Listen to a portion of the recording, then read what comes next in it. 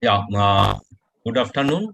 Welcome to AIS Calcutta 2021, and it is a update session. Our topic is technology and techniques to conquer Brunos and cataract. We have eminent speakers with me. The problems in hard cataract is it needs high energy. There is a lot of corneal complication, and as you're going to chop this nucleus, harder nucleus, there may be a chance of capsulogenular complication. So today in this update session, we'll discuss regarding the strategies, how to strategies, you take the strategies for the deal, this type of cataract, what are the techniques available, which one the best one, and we can also discuss little bit of the advanced technology for to build this hard cataract, and what are the difficulties we can come across, you can face, and identify the early signs of complication and management of complication of safe escape. We have a eminent speaker in this session, my dear friend, Dr. Rohan Manto. He's a senior consultant of Disha Eye Hospital in Department of Cataract, Cornea and Refractive.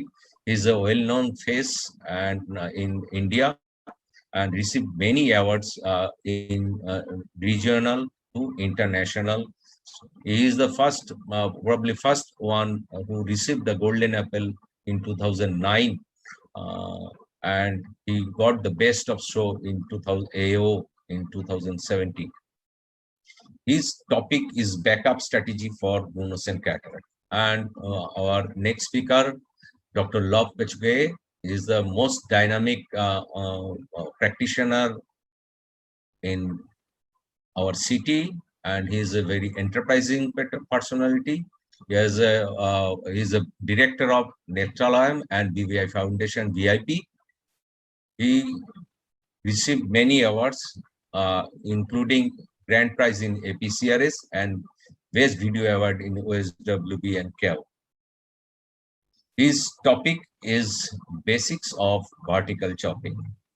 And we have with us with Dr. Roger Pal, no need to introduction. He is the director of BBI Foundation, and over the year he become mentor and guide like many ophthalmologists who is practicing and practicing in this part of India.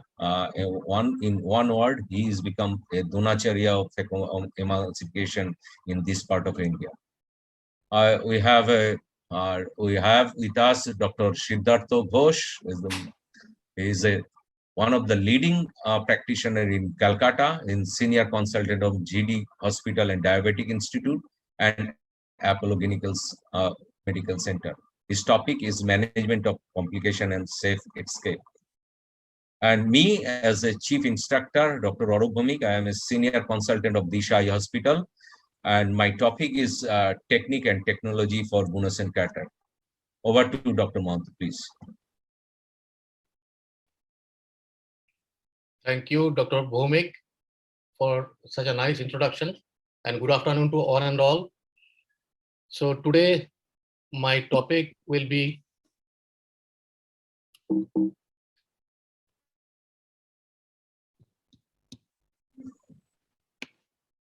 backup strategies to conquer black hard cataracts.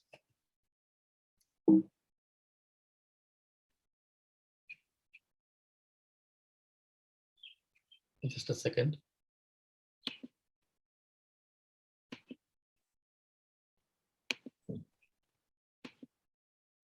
Yeah. So I don't have any financial interests to disclose. So these are some of the challenges we face while operating on a black hard cataract. The primary challenge is the incision. If your incision is not right, then either you are going to have a leaky wound or you are going to cause a wound burn. Capsular axis again is a problem. We need to protect the endothelium from the tremendous amount of energy that is being spent to emulsify a hard cataract. So endothelial protection is of utmost importance. Hydrodissection and nuclear rotation is again a problem because in a hard cataract, most of the part is a nucleus only. So if your rotation is not right, if you put excessive stress on the zonules to rotate the nucleus, then your zonules might be at stress and they might give way.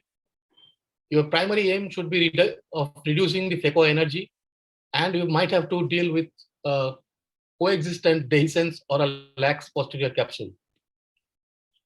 So tight incision, it increases the frictional heat and hinders the fluid flow. Repeated injection of OBD causes a no flow state, and it causes wound burn in foot position 3. So here is a video. As you can see, the incision is being made, and it's again a very black and hard cataract. Phacoemulsification has started. If you note down the CD, it is around started from 0. So by the time we go up to the end of the last fragment, it's almost 70. A huge amount of energy was spent. And over here, you see a chalky white opacity, and that is the wound burn. So in such an instance, you never hesitate to put a suture over there. Otherwise, it might cause a leaky wound and subsequent complications associated like endophthalmitis and all. Always ensure fluid flow before you move on to foot position 3, that is, you apply your power. Your flow should be there around the tip. To expose the tip further and bury the nucleus deeper. A sharp vertical chopper with a 1.5 to 2 mm bend will penetrate deep into the nucleus. Once inside the anterior chamber, ensure proper fluid flow around the tip of the phaco probe before applying power. Here, if you can see, the tip currently is occluded. It is occluded by the viscoelastic material that you have injected into the anterior chamber. So, and the aspiration over here is 0, that is, no flow is happening at the present moment. So as the occlusion breaks down, the vacuum becomes 0 and the aspiration starts, then only you move on to the foot position 3. So that is the basic message which I am trying to convey. Remain in foot position 2, that is irrigation aspiration, for some time till the occlusion sound stops.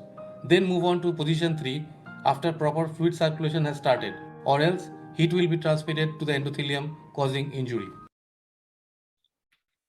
So the capsular axis should be slightly larger, not very large, but in order to make a good overlap, you make your capsular axis at the optimum size, and there might be uncontrolled peripheral extension as the capsule sometimes is very thin, and there is lack of red reflex, which might cause very large difficulty if you want to do a rhexis. If there is no red reflex, you might be losing the edge of the rhexis. Hydrodissection is, again, you have to be very careful because the nucleus is a solid, hard, thick in such cataracts. So there is always a chance of capsulolenticular block, and you need to target multiple points and decompress.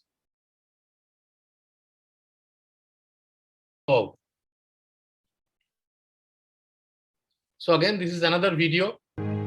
Express some OVD from the anterior chamber while injecting fluid. Sometimes capsulolenticular block occurs, so target multiple points to inject the fluid. Decompress simultaneously so as to avoid posterior capsular blowout.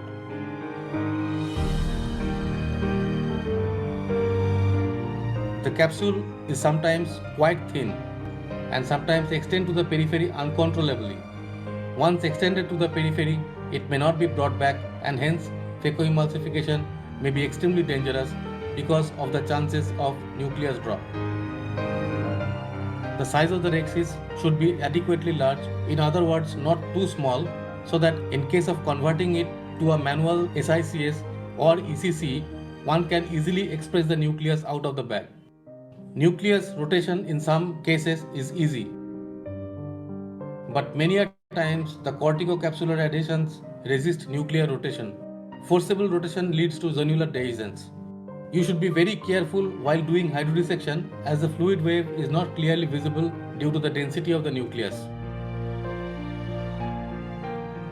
Vertical chopping is the preferred technique. So the nuclear rotation is very crucial before phaco. And as you can see, as you have already seen, that high corticocapsular adhesions resist rotation, and forcible rotation is a complete no.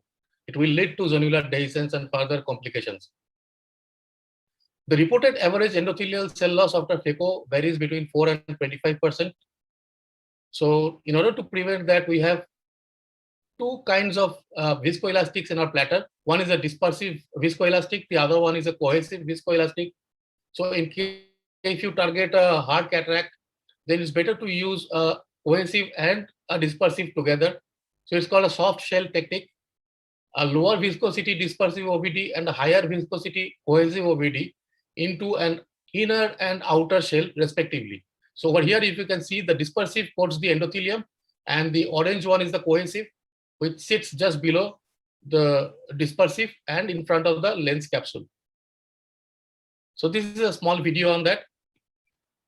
So at first, A dispersive OVD is injected first into the anterior chamber, followed by a cohesive OVD underneath the dispersive to create space, pushing the dispersive OVD towards the endothelium.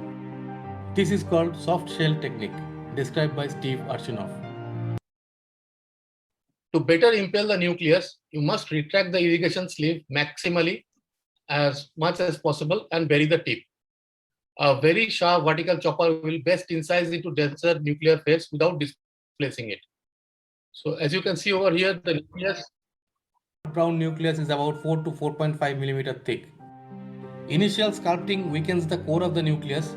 This has to be done with continuous power and low vacuum mode. A 30-degree Kelman tip is preferable. A sharp vertical chopper with a 1.5 to 2 mm bend will penetrate deep into the nucleus and crack the posterior plate, which is not possible with a short, sharp chopper. Now with the lateral separation force, the nuclear mass separates along the pre-existing anatomic fault lines. These cataracts require more phaco energy and more phaco time. Our aim will be to reduce both of them.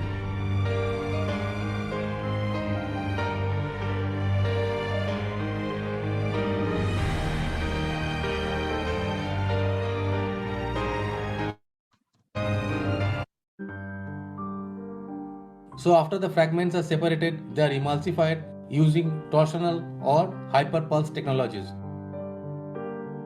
Our aim should be to use minimum phaco time and minimum phaco power as possible. The vacuum should be on the higher side to carry away the emulsate.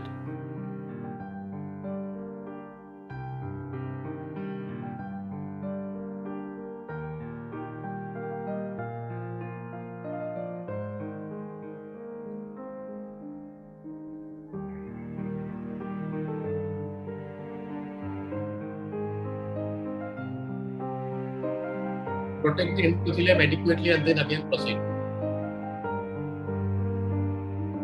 But again, don't forget to ensure the fluid flow.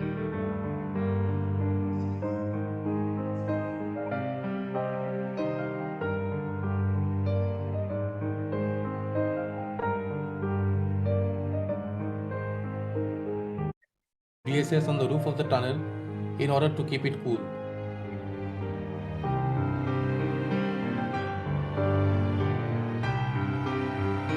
Brown So nucleus. here again,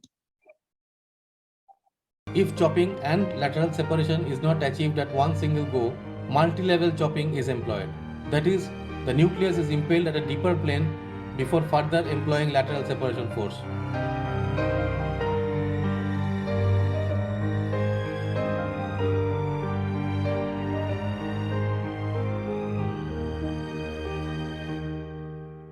Time up. so If our chopping- aim will be to reduce the phaco time. Hello, is my time up? Yeah. Yes, sir, the time is up. Okay, do I continue or? So you can sum up within 1 minute. Sum up. Yeah. So our aim should be reducing the, there's a noise coming continuously. Eh, So our aim will be to reduce energy as much as possible and improve the followability with the help of hyperpulse technology. As we all know that torsional technology uses minimum amount of energy to emulsify the nucleus. Sometimes we might get a lax posterior capsule, as you can see over here, and that you must be very careful while emulsifying the last fragment because the PC come into your tip and produce a PC rent. hooks, rings, etc. should be in your hand. If required, you have to put a capsular hook and pupil and do the phaco. At any given point of time, if you feel that it's not possible with the phacoemulsification, please do not hesitate to convert it to a small incision cataract surgery.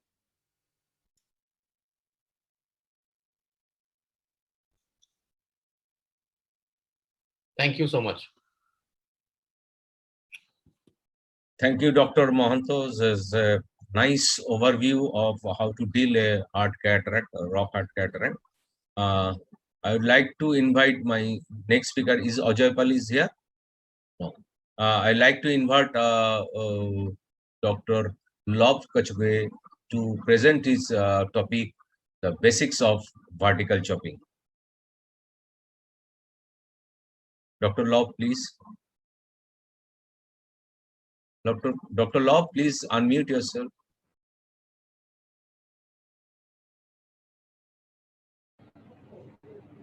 Timer is not visible in the gallery mode. I have no choice to select the view. Can you see my slides? Yeah, yes. For this topic, perfect. the timer would be 15 minutes, right? 10 minutes. 10 minutes. Okay. So I'll just, before I go to my videos, I'll just give a brief description of what is chopping, which it is a manual separation of the fragments of the nucleus, and that reduces our phaco time. And advantages are reduction in phaco energy, reduction on stress of the zonules, as has already been described, and ability to perform supracapsular phacoemulsification. If it is in a small pieces, chances of the PC rent will be less. And basic difference between horizontal and vertical chop is that in horizontal chop, we are doing in a more or less a blind procedure. We go till the equator. In vertical chop, it is visible.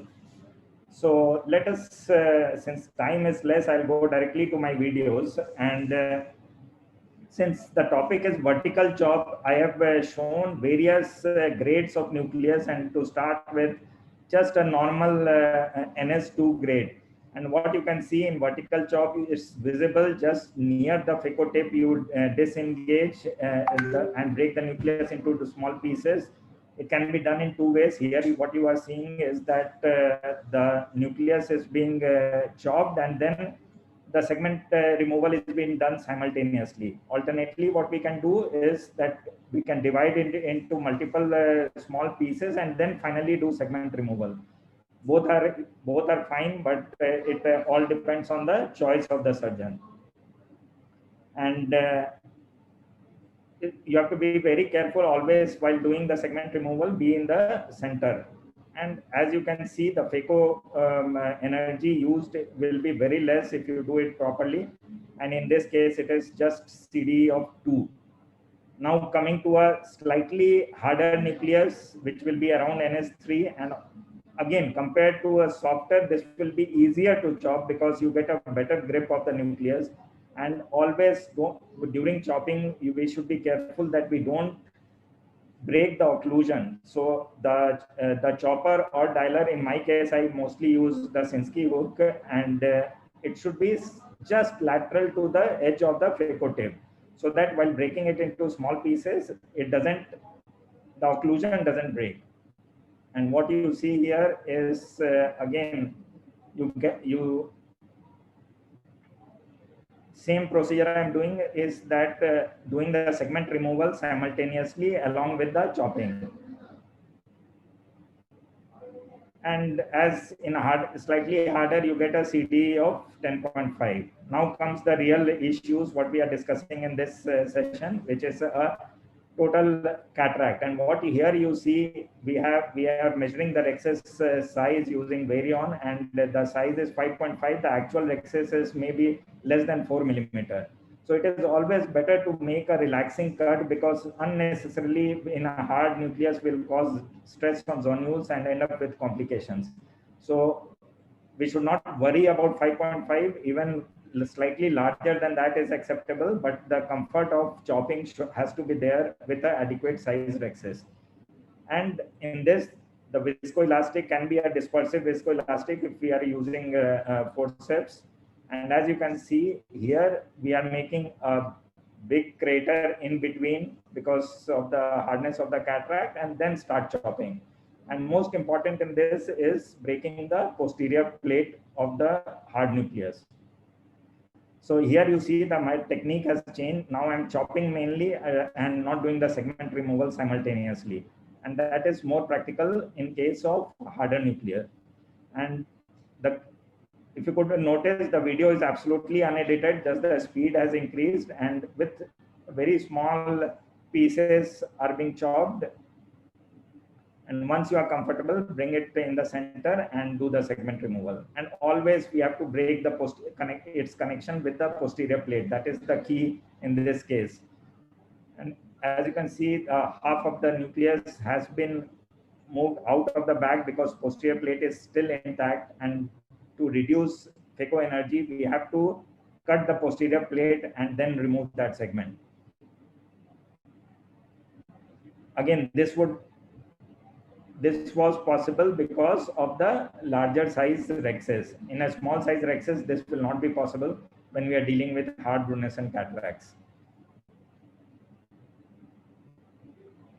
And with every piece, as you can notice, the first point is the posterior plate. And now the real brunescent cataract, again, you see adequate size rexes and then making a large, big crater in the center and make it as deep as possible. So this is the key, because this is mainly debulking the nucleus, and then you start the vertical chop. Once you have debulked it properly, and then start the vertical chop in these nucleus. Try to reach as close to the posterior plate as possible.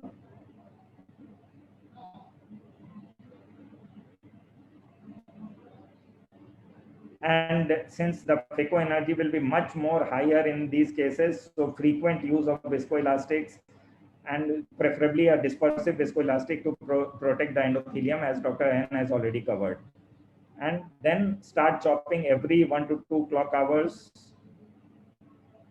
Again, what we use in normal normal NS2 or NS3, this will be totally different from that. Keep on chopping, keep on debulking. And the main mechanism remains the same. And in between, you got a small pupil. So always visualization is the most important thing. So whenever you feel that your the pupil is not acceptable size, we should never hesitate to use iris hooks. And again, starting from the posterior plate, once the nucleus has been disengaged from the bag, cut the posterior plate first and then remove all the smaller pieces. So that is how we can achieve success in hard brunescent cataracts.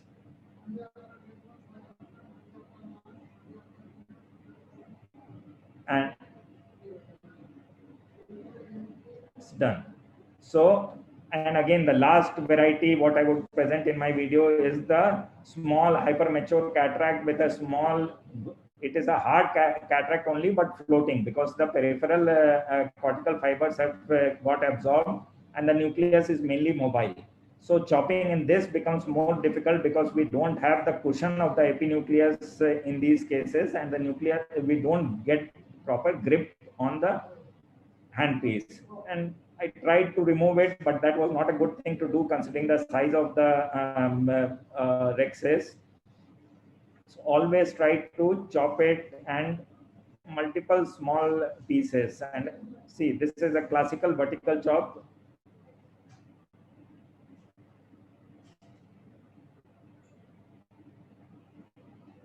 And once we have achieved the chopping every 1 or 2 clock hours, and but again the problem is same, that the posterior plate is intact. So yes, just at the posterior connection of the posterior plate, you start chopping, start segment removal, and every small piece will come one by one.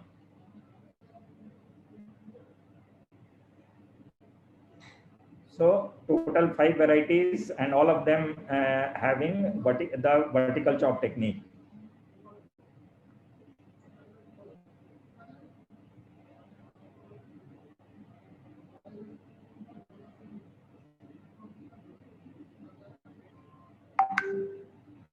Thank you so much.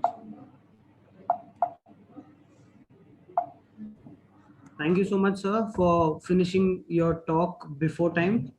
Over to the moderators.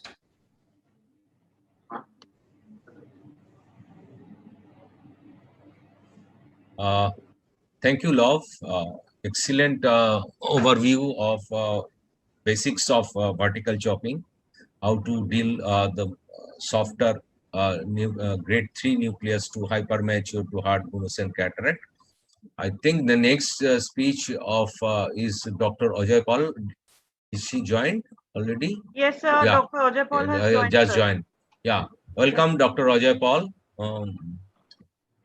You can proceed with your topic directly. Okay.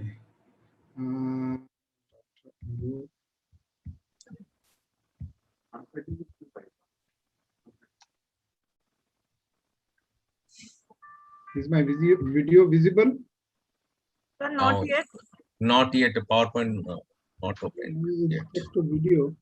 1 second, I'll stop sharing again.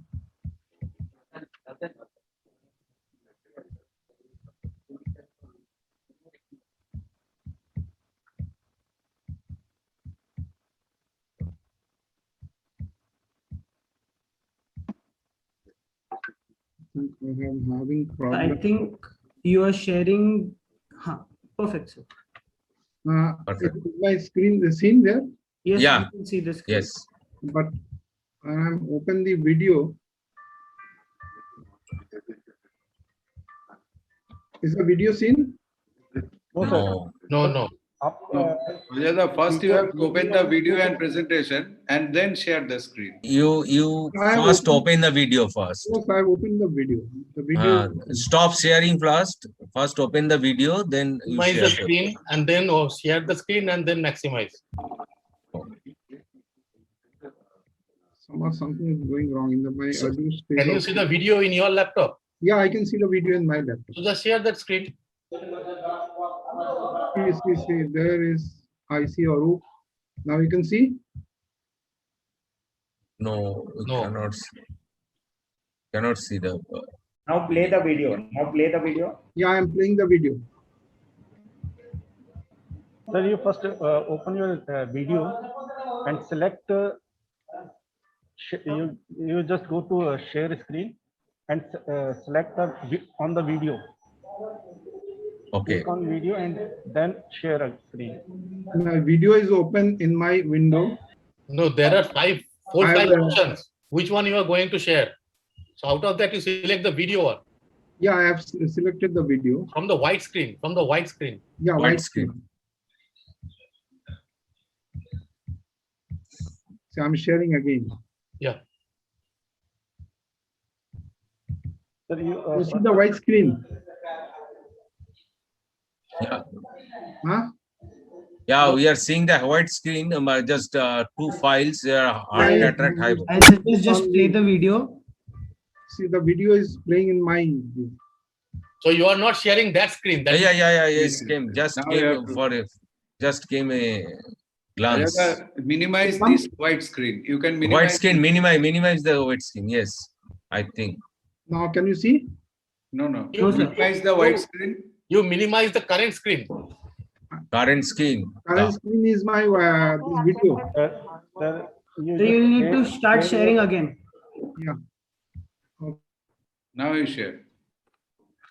Sir, you just play your video Share. and all. Can somebody help, because whenever I'm going to this share screen again, my shop share is not coming.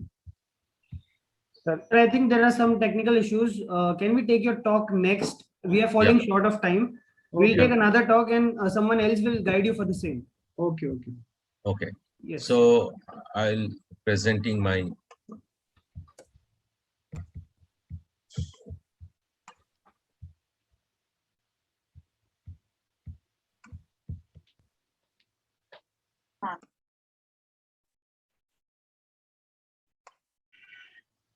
हाँ बोलो क्यों तो Can you see my screen?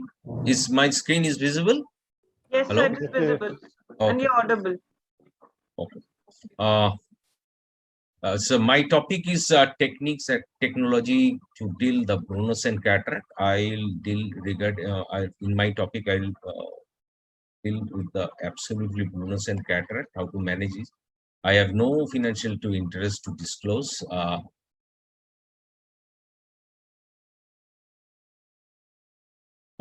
The difficulties is already described. This is a hard, large, and thick cataract, and you may need a lot of energy to build this cataract. You should take care of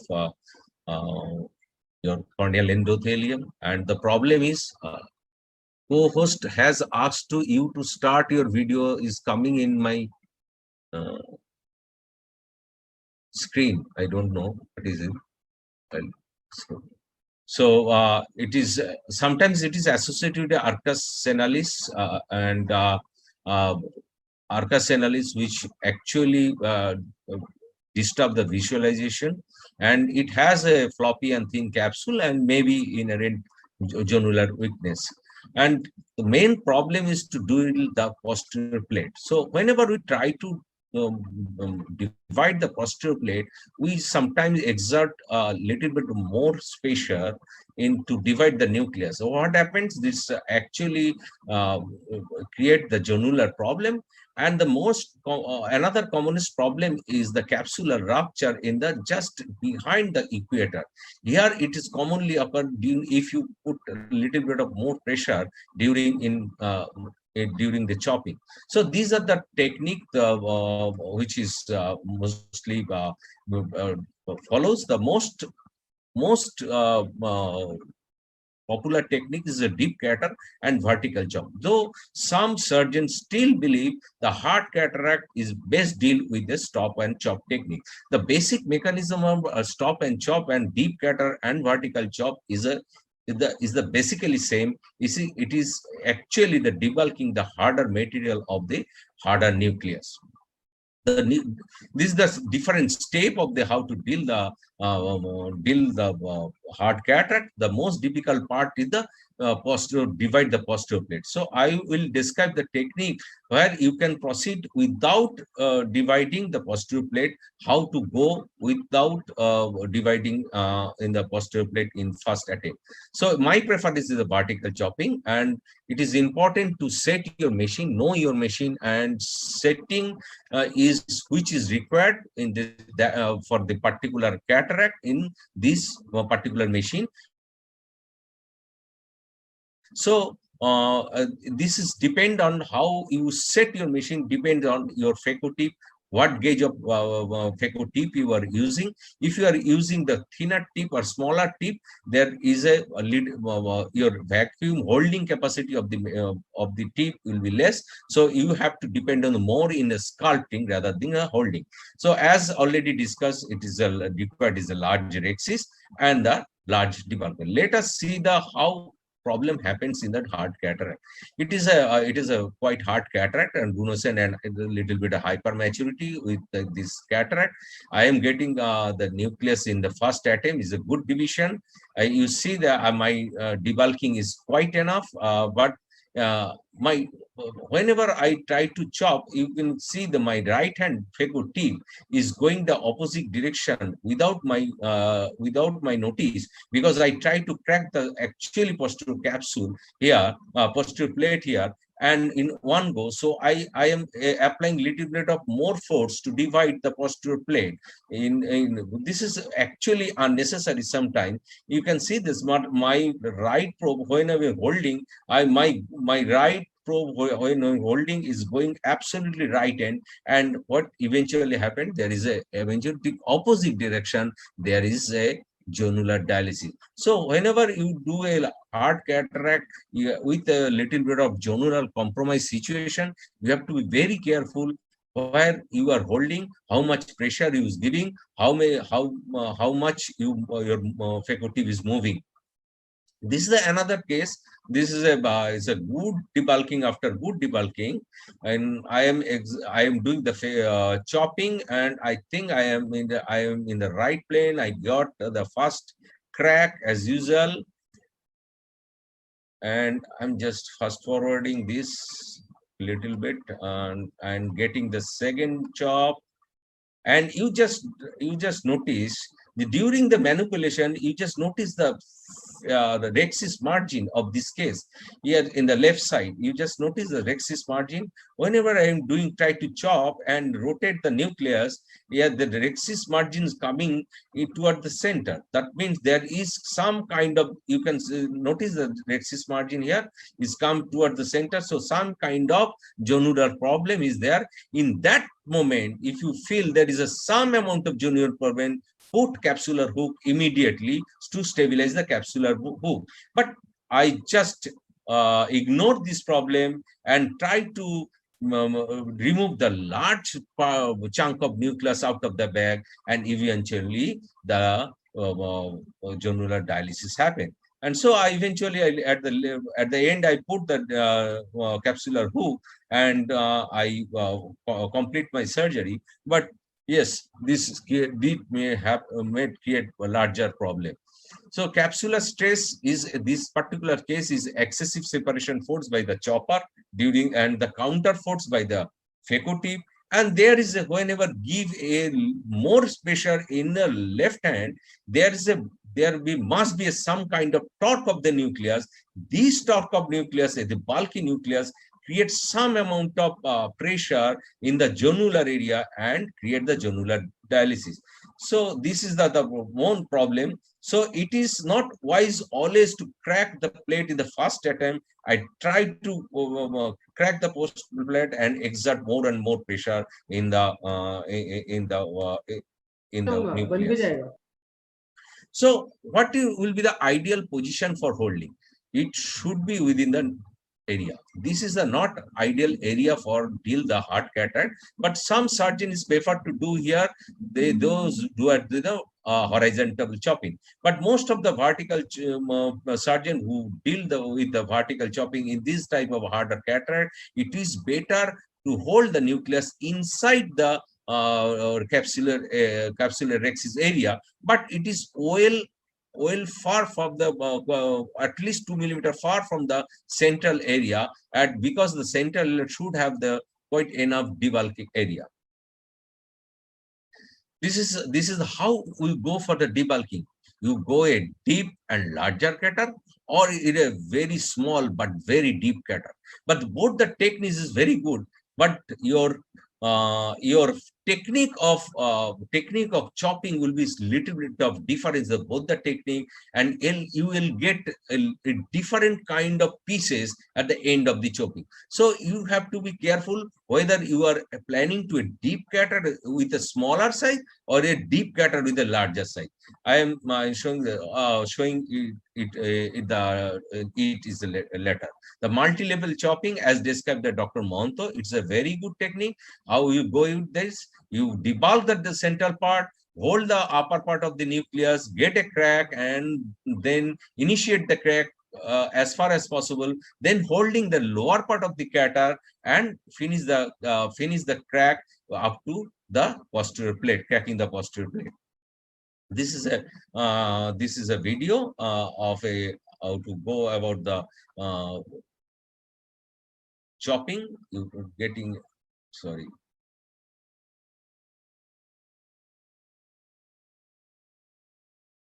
So sorry, this is a first get a crack and holding deeper part and complete the crack. This is actually how we go with the vertical chopping.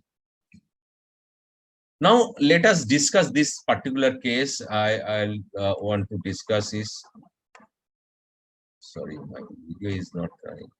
Yeah, this is a quite hard cataract, and you have to do little bit of larger rhexis with capsular stain, because if you stain the capsule during the procedure, during the chopping, you will able to visualize the edge of the rhexis. So it is better to have at least 5.5 millimeter rexis. If you, I never mind to get a rexis more than the 5.5, even 6 millimeter. In this type of particular, I never expect that I will able to implant a lens with the 360-degree optical overlap. So now I started my debulking. I am planning this particular case. I am going with the very large, as I can have an option, very small or deep cutter, or I can go for the very large or deep cutter. So in this particular case, I am going for the very large cutter, large and deep cutter. I think this is a very hard cataract, and the very large and deep cataract is the safest bet to deal this type of cataract. You can do a good chopping with the deep cutter, very small and deep cutter, but I think this is the safest bet to do a larger area, debulk the larger area in cases of very hard cutter. So I am going with this, and I'll after finishing the cutter, I am start chopping. You can see I'm not intended to divide the posterior plate in one attempt. I just try to make a crack in the posterior plate, not try to make a absolutely divide the posterior plate in the one attempt. Because actually, if you try to do a crack the posterior plate in one attempt, that will create a lot of stress in the granule. So you can end up with the granular problem, or you can rupture the posterior capsule in the equatorial area. So I am going with the chopping without intention to divide the posterior plate. Now, after during the chopping in the small pieces, now at the end, whenever you completed almost 70% of chopping, the latter part of the nucleus you will get with the same amount of force, you able to crack the posterior plate without any much effort. So it is very important not to try to divide the posterior plate in the first attempt. And see, you can able to divide the posterior plate. And once you hold the one nucleus, try to see whether its attachment to the posterior plate. If you able to make it a very small quadrant, you can easily separate that attachment with the central part very easily. So this is probably the most popular technique, and most of the surgeons following this type of technique, doing larger cataract and deep and larger cataract. But if you go for the small cataract, just for a instance, if you go for the very small cataract, this also possible to whenever you possible. This is a L tip, and I am just making a punch.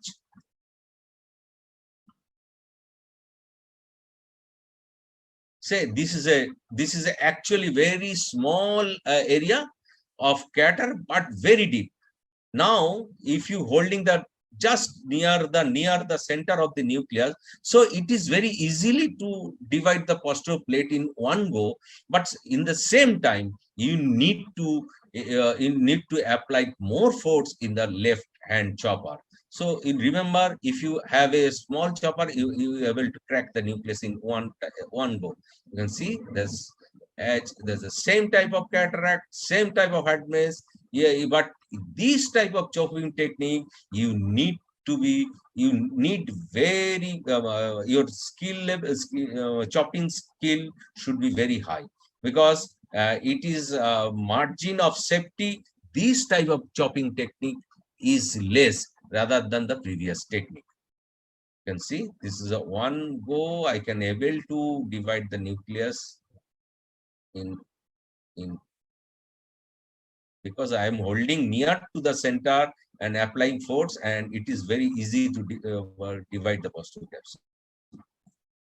And when you are not able to divide the posterior capsule in one go, what you'll do, you just already, Dr. Lob already shows, you just sub-chop the smaller piece and apply your your chopper horizontally to cut the pieces like this. it can happen. Even you try a large cataract, everything, but this can happen. And at the end, you are able to finish the case with the keeping the posterior plate intact. You are able to remove most of the nucleus, harder nucleus. Regarding technology, I think femto laser assisted cataracts is the technique for the hard cataract, because it is reduces your energy almost 70%. But its availability restricted to many of the surgeon. So it should talk about the machine and good fluidics and efficient power delivery system. So very important to know your phaco machine. I will conclude within 2 slides, 1 minute. So it is very important to know your machine. And yeah, would you please stop the sound? Yeah, I will finish this. Ozil technology is a very intelligent technology. It is very intelligent technology to deal this type of hard cataract. Though the conventional phaco with the burst mode, it's a very not inferior to this, too much inferior to this, but this is a more advanced, and you can deal without so much problem with this new technique. And this is another technique is LFSX. Sorry, I am finish my time. I'm not going to the technology. So at the end, I must say this is a proper strategy, and proper strategy is very important to deal the hard cataract. So central debulking and vertical chopping, the key to success. You have to have a long tip sharp chopper, and you can apply multi-level chopping and sub chopping. This is very important. Machine with better fluidics is very important for this to deal the cataract. And phaco tip, and how do you proceed for your phaco chopping? It is depend on phaco tip.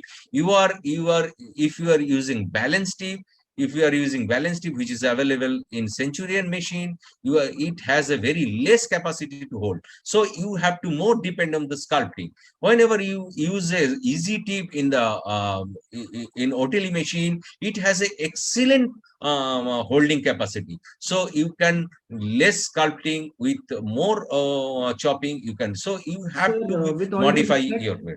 With all due respect, sir, I would request you. Thank you. Okay. Thank you so much. Thank you so much.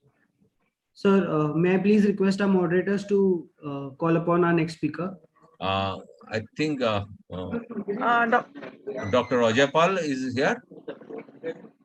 You have to unmute. Ajay sir, unmute yourself. Yeah, I can see my presentation. Can you see my presentation now?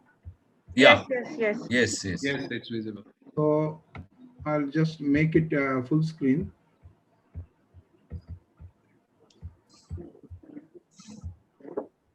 Yeah. Is it seen now? Yeah. Great, sir. Okay. Fine. I'll be speaking on hard cataract. As you see, I think my music is coming a bit more. So with other difficult conditions like hypermaturity and subluxation. Now, look at this. This is a case of traumatic white cataract. As you can see, this looks like a hard cataract. I'm trying to do a rhexis. I've stained it, but the staining is not that proper that I would have liked it. Anyway, I'm extending my rhexis. There it is. I know there is vitreous that I've already put in some high molecular viscoelastic before staining. So that area I straightforward go in with my CTR. As my CTR, now I know I have to put a triamcinolone and take care of this vitreous, because if I do the vitreous right before doing the rhexis, many times the lens loses its position because it's an old traumatic cataract. You can see now what started as a 90-degree subluxation now looks like almost 180 degree. So I put those the iris hooks basically as a capsular hook, and I try to take out those cortex which are there. You can see, and then tangentially move those cortex and take them out. There I've been. And put in a hydrophilic lens. Now, once I put this lens, now I have to see whether the lens is central because it is traumatic. I didn't have an idea earlier to put a support, but right now I see 180 degrees. So I'll go in with my CT study. I release those hooks and I like the railroad technique. Someone please mute yourself. Hello. Purnesh, please unmute yourself. Yes, the CT Mute. The second one goes in 1 millimeter. Purnesh, mute yourself. Just a scleral groove there, and the scleral groove there, and then just put it there. It goes in. Then look at it. So I just tie it, and the knot goes inside the groove, and there I can see the iris is still not in place. I mean, for a long time, I do a vitrectomy and finish. Now this is a really rock hard cataract. Again, old trauma. I put in first viscoat and then the stain, and this is a grade 3 or 4 cataract, whatever you make. I complete the rhexis. I try to make a bigger rhexis around 5.5. Then do a hydro dissection and go in with the CTR from the main incision. And then I realized that since the lens is tilted, I don't know which direction it was going in. So again, I go in, which I should have done in the first instance itself, going from the side. So once I put the CTR there, now I have the lens in the right place. Now I have to do a clean part of it. And then, yes, I try to rotate it and see that it is not very stable. So I put in again now triamcinolone goes in, and there it is. Yes, I continue the vitrectomy from the main incision. Actually, I should be going from the side port, but then these are formed vitreous strands are there. This is not the newly formed vitreous here. I mean, this is a traumatic, almost a bit of fibrotic changes have taken place. So I go in with the iris hooks doubling as capsular hooks. And once I have studied the lens well, I decide to go in with my phacoemulsification there. Then I get a bit of rotation. But once I do a central crater followed by, yes, as I'm trying to take that out, well, you can see I have moved it quite a lot. It's moving. I mean, the zonules don't look very steady. At that time, I start feeling the zonules have become weaker, and then there, as I go forward, and fortunately for me, those nuclear pieces were attached to each other, so there's no chance of that going down. Now, once I've gone halfway, I realize, yes, my zonules have given away this side. My bag is still intact, and the zonules have given away this side. I put in more viscoelastic and continue with my emulsification there. And there I've got it. I can see the zonules have given away there, but still by putting in a lot of visco, because left hand I'm pushing in visco. I mean, this is what Arup has taught us. So once that is there, you can see my zonules have given up and the bag is still intact. So I continue with a bit of vitrectomy. I can see some vitreous strands, and I put in hydrophilic lens in the bag, though the zonules have given away, but then since it looks steady, and if I do a bit of vitrectomy there, I can get that iris down, and there it is. Once I've done with that, leave it like that. I don't do any of scleral, putting it on the tying it to the sclera, or I don't go in, because I know the zonules, but almost 3/4 of the bag is there with the rhexis intact, so you can see a little bit. So I just give it up, and the patient is still holding on, and the lens has not gone in. And this is again a traumatic white cataract. I didn't know that there was a zonular dehiscence till I started midway in the surgery. I've taken a 1 piece, 2 piece, that there is a zonular dehiscence there, and then I realized, well, I have to do something about it. Half the way, so I just push those materials there, put in viscoelastic again, this time going from the same incision, the CTR, and then CTR gets stuck in with a remnant nuclear material, and then I just put in the CTR. I'm not sure whether it's gone in the bag, but anyway, I just continue with my emulsification, and then I see there are some vitreous strands which are coming from the other side. I continue with my vitrectomy, and then I use my vitrector both as an IA and vitrector combination alternately, and then I see, yes, my CTR has not gone in totally. It is lying over the iris there, so I clean that vitreous strands and then get the CTR back in the bag, and then, yes, continue my IA and put the lens in the sulcus, and try to capture it within that rhexis margin. Yes, capture it, and then continue with my vitrectomy. Whatever vitreous strands are there, I just clean it. I cleaned it, gone in behind the lens, yeah, behind the iris. And last but not least, this was a grade 2 or grade 3, whatever, a traumatic subluxation there. Femto definitely helped me in this case. As you can see, I get the rhexis out, do a bit of visco or hydrodissection there. It is holding steady there. I put, and then I put in the capsular hooks. The capsular hooks going and try to rotate it, yes, then get the CTR there. Now I'm one of those who gets the CTR at the earliest instance because I want my bag to be steady. Once the bag is steady, now the nuclear fragmentation in this hard cataracts become easier in this subluxator. See, you can see I just don't have to give any lateral pressure. I just have to go in and get those pieces with the left hand. I have to just hold on to those nucleus which are left, and there, piece by piece, it's really a sheer pleasure. Unlike the other cases where I have to, struggle to maintain my bag and with those hard nucleus, but then it becomes easy. Once I've done that, I realized that the bag is central. There's a little bit of vitreous there, so I get that particle matter, whichever is there from the sides. Yes, there I go with my vitrector. There, a bit of vitreous again is a traumatic cataract, a little bit of old trauma, so vitreous strands are there. I go in my multi-piece lens, there it goes in the bag. In this case, I put it in the bag. See there, since the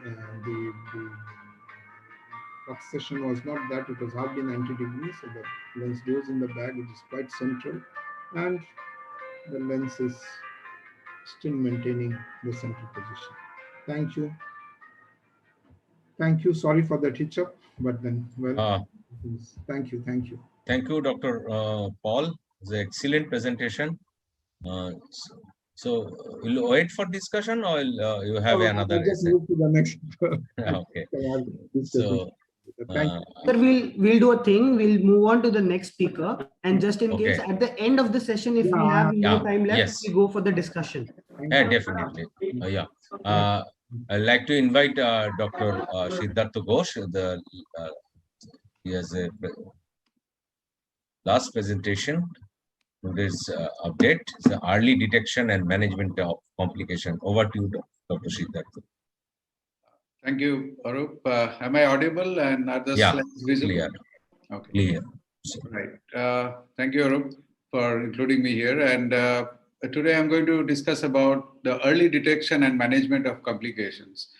Well, I'd also like to thank Dr. Arup Bhaumik and Dr. Ayan Mohanto for lending a few very high quality award-winning teaching videos here. Well, at the very outset, I'd like to say that we need to observe keenly. We need to look for, the kind of cataract, these certain signs and symptoms which would give us a hint that this case is going to be difficult. And then that alertness will help us to detect early and manage accordingly. Well, it could be a dense cataract. It could be, a wobbly lens with weak zonules, a small pupil, or a very elderly and deep-set eyes and narrow palpebral fissure. All these we know are difficult situations. And even we shouldn't miss out on small little things like proper positioning of the patient. It still remains critical when the case is really difficult. So all these we need to look into. And I approach for phaco in almost all my cases, in all my cataract surgeries, but always remain steady. We need to be steady and alert, but we should mentally be ready to switch to SICS or ECC or whatever method would be good in the management or avoiding the disaster. So we shouldn't, wait to switch. It should be a timely intervention. Let us go with this video where, as you can see, it's a dense hard cataract with the rhexis done. At times we need to enlarge the rhexis, as has been discussed, and stabilizing the view with the iris hooks. And as you can see, repeated chopping is being attempted, but yes, it really gets difficult, and we need to understand this is when it's time to convert. So the lens becomes wobbly. Let us remove the iris hooks and prepare for SICS. So no ego should come in between. It's saving the patient's eye, giving him good vision. That is what is the sole motto. So we need to escape this disastrous situation with converting. So we put some visco, and then yes, homegrown wire snare is used to chisel this dense nucleus, and it can divide this hard nuclei into smaller pieces. And once we achieve that, those small pieces are achieved, we can always just take out one by one using a forceps. So once these hard pieces, once they are out, you will realize how hard they are.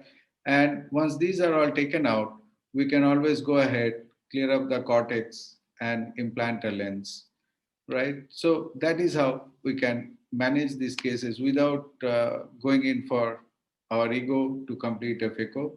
We can at least achieve good centration of the lens, a good stable lens inside the bag, and we can go ahead to give the patient a good vision.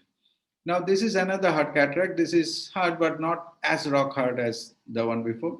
So here again, we start chopping, and as you can see, it is a little leathery kind of a cataract, and you can see those fibers there. And as has been discussed, it needs a multi-level chopping. But yes, when the posterior plate is not broken properly, it may just tumble. And yes, you can see that turbulence, and we need to realize there is something wrong. We shouldn't take out the phaco probe like what we have done just now. Handpiece shouldn't be removed without giving some visco inside. But this case, we were lucky and nothing happened. So these pieces were taken out. There's a big PCR. We can do a little bit of anterior vitrectomy. It's preferably to be done from pars plana, but it's okay if you can manage. But what is noticeable here, even if we place the lens in the sulcus, and the patient will get vision, but we need to make sure that we suture these wounds more so, because there is a, as you can see, quite a big wound burn. These wound burns in phaco are very notorious, as has been discussed earlier also. Like they give a gaping and tends to take a very long time to heal. Well, this is another one, a black cataract, and look at what Dr. Mohanto is doing. He is actually preparing this case, a nice tunnel, just as a backup strategy. Although phaco will be attempted, but since it is such a huge black cataract, as a backup strategy, a tunnel is made, a scleral tunnel is made, a deep groove is being done to prepare for chopping. And as you can see, this we need to go very deep, as Dr. Arup has said. And once this is done, chopping is being tried. Not a very clear-cut chopping could be achieved. Multiple attempts of chopping in this dense hard nucleus was done, but it was soon realized that it would be next to impossible. And once we keep doing this, we may end up with a lot of collateral damage. So no egos hurt. It's being converted to an SICS. And as you can see, it's prolapsed, the huge nucleus is prolapsed into the anterior chamber. There is a MyLoop. MyLoop can be used. MyLoop can be used to chisel the lens inside the bag, or a homegrown snare, where snare does the same thing when the nucleus is prolapsed into the anterior chamber. And see how well it can chisel and cut into smaller pieces. And then with the irrigating vectis, each of the pieces can be taken out. And that gives us good comfort, because there is very little collateral damage. Had we continued with the phaco, there could have been massive complications, long-term issues would have cropped up. So this is how we can place the lens and give a good, comfortable vision to the patient. Now, many a times we have a moderate sized pupil and we feel that, okay, we can carry on with this pupil. Once we give the triple blue, I realize that the pupil is becoming smaller slowly. So in all these situations, first we attempt with little, mydriatics, and if it doesn't work, we need to keep handy hooks and rings. I prefer the rings because it causes less distortion of the pupil. And yes, unless we do this, we will actually not realize, we will not know what lies beneath this small white sheet of, cortical cataract. There could be a dense hard nucleus. So that is how, once the first step is correct, once we make the opening wide to give us a comfortable view, we can go ahead and do the rest of the things. Sorry, this video has stopped. I'll skip to the next one. This is another one, hypermature Morgagnian cataract. And as you can see, the cortex has liquefied and got absorbed. And this every step is important here because, this kind of capsules which are calcified are very difficult to tackle. Let us see what Arup does. It needs to be done very carefully because, as we know, once we run into one of those calcified spots, the rhexis can quickly run into the periphery, because the whole vector changes, the directions change. And that we need to keep in mind. And as you can see now, it's running into the periphery and it's almost not retrievable. So this is how we need to be extremely careful. A small snip can help us continue the rhexis and complete it so that we have big enough rhexis here. And now tackling this hard, dense nucleus. As you can understand, the bag is not so stable and to continue phacoemulsification within this bag, and it's going to be extremely difficult. It will keep moving, no support. So it's being brought into perhaps into the anterior chamber, and once again with a wire snare we can actually, it is being divided into multiple pieces. First 2 big pieces, one piece would be, it's easy to cut through, and then as you can see, 1 big piece, 1 small piece. And then what he does is he wants to take out that small piece by phacoemulsification, of course. And of course, after giving a lot of viscoelastic. Here, it is important to note that while you do phacoemulsification in these pieces, we need to remember that the other big piece may, if there is slight turbulence, the other big piece may actually cause damage to either the posterior capsule. As you can see now, it's becoming uncontrollable. So here it is being put again back to the anterior chamber and put into a side. And to give a support to the posterior capsule, multi-piece intraocular lens is implanted to act as a IOL scaffold. This scaffold would give support to the, it does not destabilize the posterior capsule, and also it stabilizes the anterior chamber where we can keep doing the phacoemulsification with much ease. Otherwise, this would be unsettling, and this big piece could have, hit the posterior capsule as well. So now with the scaffold in place and further division of the big piece, it can be very easily emulsified. And then once the emulsification is over, we can go ahead and place the lens securely once in the sulcus, and then we need to capture the optics in the rhexis to stabilize the bag and the lens. So to stabilize the lens, it is important here. This is the last case where, as you can see, another hypermature Morgagnian one, where the liquid cortex has already been absorbed. And what you can see here is, again, a lax, very lax or unstable bag. And again, to be noted how difficult it is to do a good rhexis here. And once you start doing the rhexis, you'll realize that these folds are appearing, which indicates that the zonule is also maybe not intact there. So there is a subluxation, but it's not obvious because of the, very empty bag. And this is where we need to keep injecting viscoelastics off and on very regularly so that we can complete the rhexis with a lot of effort. We need patience. A lot of patience is required here. And once this is completed, we need to check the integrity of the bag. Now here, before completion, you can see it's difficult here because the zonules are not there at this point of time. So we need to snip it out with the macro scissors, and this completes the rhexis.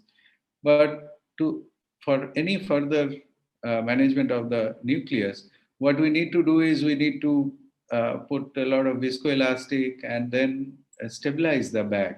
For stabilization of the bag, we will need to put a capsule tension ring. A CTR will be implanted here.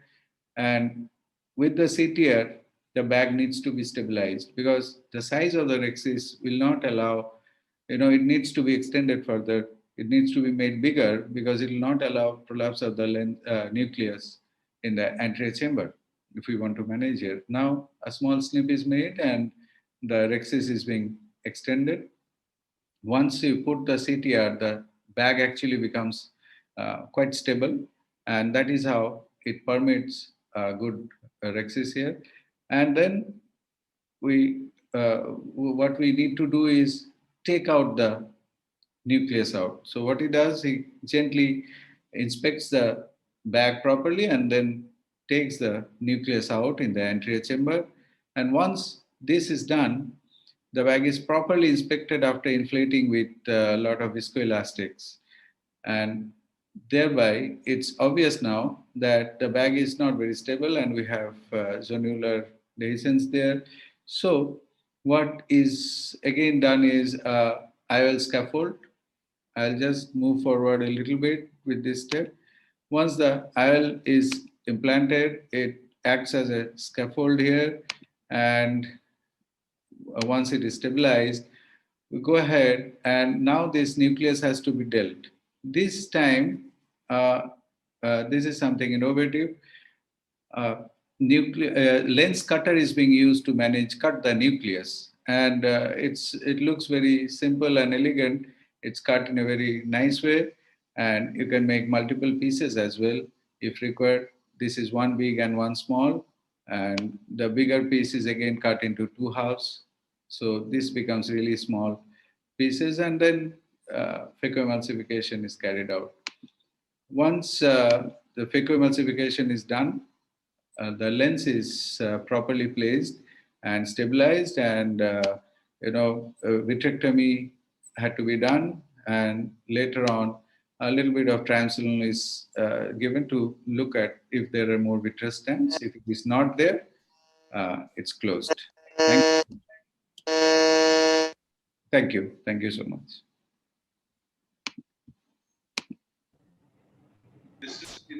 Thank you so much, doctors.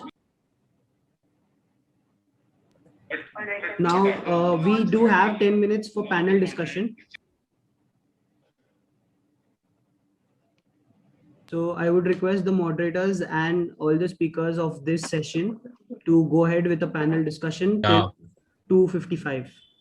So Siddhartha, thank you for your excellent talk, how to manage all the difficulties, difficult cases in associated with the hard cataract. I just, hello, Dr. Mahanta is here. We have 10 minutes, 12 minutes almost to discuss regarding the... if there is any audience, if they have any questions, so we can take them. No, I think no questions so far. So you can proceed for the discussion. So I'll go to Dr. Love first. Hello, Dr. Love. Yes, sir. Yeah. What is the strategy? Already spoke about the strategy. What is the strategy, better strategy for very hard cataract from very beginning. Already we talked about all that strategies like Dr. Mount, how to protect endothelium, how to do Nexus. During the nuclear disassemble, what is your technique for very hard brown cataract? Do you prefer to do debulk larger area, or you want to debulk small area and more depend on the chopping? Large area. Debulking of the large area, I try to debulk almost central 4 to 5 millimeter and then start chopping and try to reach the posterior plate. But most of the time, posterior plate will not break. And then once the debulking is done, just lift the posterior plate up so that the phaco probe there can just put a divider. Even if you don't use the phaco tip, you can put viscoelastic manually separate the attachment. Okay, I just want this same question to Dr. Mahanto. What is his technique for dealing with the very hard cataract? What are the stage for chopping? So I do a central cataract. I don't try to crack the posterior plate at one go because sometimes the zonules are weak and large amount of lateral separation force and widely apart. We have to make the two tips, the chopper tip and the phaco probe has to be wide, very wide in order to crack the posterior plate. So sometimes I leave it as it is. I just start to debulk from the periphery. I just try to emulsify the petals and the posterior plate remains as it is, let it be. So in the last go, we take out the posterior plate. That one video I have shown, you're not unable to make a crack in the posterior plate. We just make a small pieces like a petal. You can sub chop that petal. You can remove the petal and you can leave the posterior plate as it is. And the end of the emulsification, you can lift the posterior plate and emulsify that. But sometimes it is not happened we thought as our plan. Sometimes and most of them is very difficult cases where even very hard cataract try to everything and not able to crack the nucleus. In sometimes it is we anticipate that these lens will create a problem. Then what are the steps? Are you put straight away for the iris hook or put little bit to stabilize the bag to implant CTR to stabilize back? Dr. Siddhartha? Yeah, I think first thing is, yes. First thing I would do is capsule hook if we really wish to stabilize the bag. And then, once it has been some amount of bulk has been taken up, some debulking has been done, only then you can, it is good to put a CTR, or maybe till the end we wait to put a CTR. Actually, that video didn't run, that small people, that was a classical one where I had to put a capsular hook, and also later on I had to put a CTR because, and I waited till the end. Only small thing is, it's very difficult to divide the posterior plate in these cases where there is zonular compromise at one go. So multiple small choppings are really great, but only problem is the posterior plate, which remains at the end. And I used to put some viscoat underneath, put it up, and then take up for emulsification. But what I find now is, using too much of viscoat for this, although it cushions and gives a good protection, but viscoat seems to be very thermogenic. So a lot of viscoat being used causes wound burn. Wound burn, So because it is actually clog the incision. So there is a two part. If you not one part, if you able to crack the posterior plate, you have to apply more force to divide the posterior plate. If you just want to avoid that, in cases of zonular problem, you have to make a small pieces and don't look for the posterior plate. And sometimes you can able to remove 2 to 3 pieces and separate the pieces from the posterior capsule. Then everything is easy. So it has a two part. If you want to, it is easy to break the posterior plate, then everything is very smooth. Even if it is not able to break, it is better to go small pieces to remove them. That is, I think that should be the take home for this vertical chopping session. And anything else, Dr. Love, you want to add? Shall I ask one question? Yeah. What is the maximum? All of us are mostly using Alcon machines. What is the maximum CD value what you have got in Brunesen cataract? Have you noticed? Yeah, because I want to comment on this because see, I have noticed that if my CD crosses 30-35 with a balance tip in a Brunesen cataract, it's definitely going to cause pride. So that's my take on that. So balance tip has a very good cutting ability, but if you think that during the emulsification balance tip, if you not able to actually control or calibrate the power, then it is actually created a lot of chattering in the antechamber, and at the end you will get the lot of stride. So it is better to if you use balance tip, we all use balance tip in heart cataract. You have to stop emulsification of the quadrant in between and put a viscoelastic, again proceed, and in balance tip. Otherwise, balance tip, it can sometimes it's chatter beyond our expectation. And at the time we thought it's okay, but when you see the post-op day, there is a stride in heart cataract. Hey, yes, its balance tip it is more than 30-35. Really CD, it is really hard cataract. Yeah. And one point I would like to add over here: a balance tip, whatever CD is shown in a balance tip, it is almost 1.5 to 1.75 times more than what is being shown in a normal Kelman tip, bent tip. Okay. Exactly. This is my observation also. I think it is actually of the energy is used here. Yeah, exactly. It is some different algorithm is there. I think there is a different algorithm for balance tip, and I think CD what is showing in the balance tip, it is higher actually. If it is 30, it is higher the value. And one more point to add, that repeated injection of viscoelastic, we are thinking that we are protecting the endothelium, but as Siddhartha said, it's thermogenic. It conducts heat very, very much, and this heat is being conducted both towards the incision as well as towards the endothelium.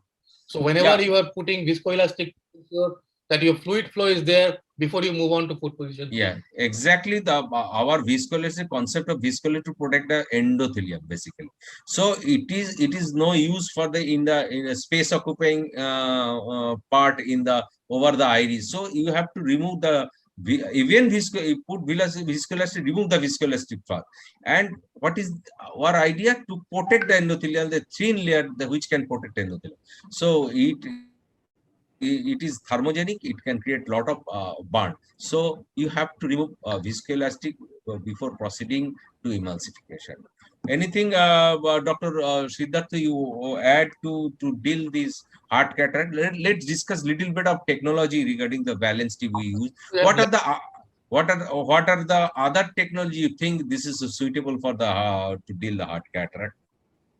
Some surgeon is basically very comfortable to deal this cataract with the Ottilie machine with easy tip because it has a excellent handle capacity. So for them, it is to crack the posterior plate is not a issue.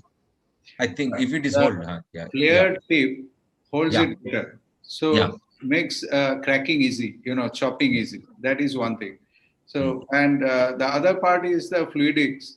And, as you say, there's a lot of chatter. I really can't find any good way to control this chatter, when the cataract is really very hard, unless we try to keep it as low as possible. Because with chatter, what we are really worried is hitting both the posterior capsule. But if you keep the power less, then there will be the clogging of the machine. So with this we are ending this session. Thank you AIOC for giving us an opportunity to share our experience and to showcase some video. Which is really good, I think, this session. Thank you so much. Thank you. Thank you. Thank you, sir. Thank you for the wonderful, informative session.